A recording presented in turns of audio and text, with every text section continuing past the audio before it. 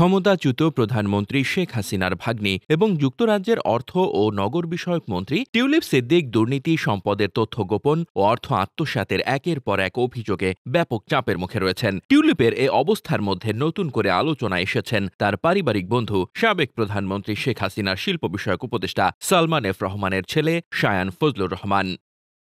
২০০৭ সালে ব্রিটিশ রাজার হাত ধরে প্রতিষ্ঠিত দাতব্য সংস্থা ব্রিটিশ এশিয়ান ট্রাস্টের উপদেষ্টা কাউন্সিলের চেয়ারম্যান তিনি। দুর্নীতি দমন কমিশন সালমান ও তার পরিবারের সদস্যদের বিরুদ্ধে ওঠা দুর্নীতির অভিযোগ নিয়ে অনুসন্ধান করছে। এর মধ্যে গত আগস্টে Bangladesh financial intelligence unit Salman, তার ছেলে শায়ান ও পুত্রবধূ শেজরেহ রহমানের ব্যাংক হিসাব জব্দ করেছে।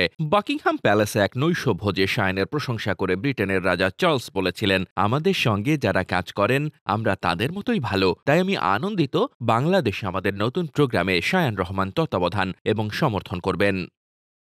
ব্রিটিশ সংবাদ মাধ্যম ডেইলি মেইলের প্রতিবেদনে বলা হয়েছে, ব্রিটিশ মন্ত্রী টিউলিপ সিদ্দিকের পারিবারিক বন্ধু শায়ান, তিনি বাংলাদেশের ধনকুবের সালমান এফ রহমানের ছেলে। টিউলিপের খালা শেখ হাসিনা লন্ডনে গেলে শায়ানের ১৩ লাখ পাউন্ডের বাড়িতে বিনা ভাড়ায় থাকতেন। দারিদ্র্য দূরীকরণের লক্ষ্যে প্রতিষ্ঠিত হওয়া ব্রিটিশ এশিয়ান ট্রাস্টের উপদেষ্টা কাউন্সিলের চেয়ারম্যান তিনি। একসময় তিনি তাদের পারিবারিক নিয়ন্ত্রণে থাকা বেক্সিমকো গ্রুপের প্রধান নির্বাহী কর্মকর্তা ছিলেন। দুর্নীতির অভিযোগ ওঠার পর ব্রিটিশ এশিয়ান ট্রাস্টের ওয়েবসাইটে তার সেই পরিচয়ই দেখানো হচ্ছে।